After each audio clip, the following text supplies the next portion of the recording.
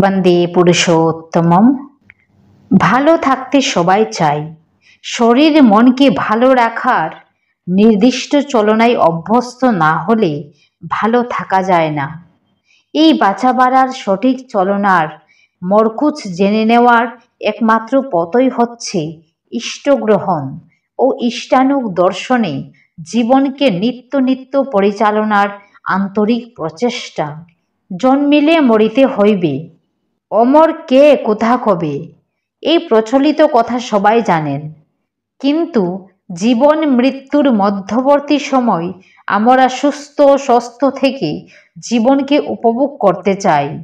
আর জীবনকে সুস্থ স্বস্থ রেখে নিরন্তর আনন্দময় জীবনযাপনের অভ্যর্থ পথই হচ্ছে পরম দয়ালের দেখানো জীবনীয় পথ।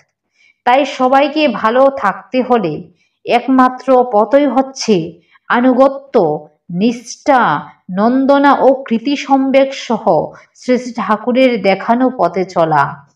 তাকে মাথায় ধরে অচ্যুতভাবে এগুলোর মাধ্যমেই নিত্য নিত্য কি করণীয় এবং কি করণীয় নয় তা সহজেই বোধগম্য হতে পারে।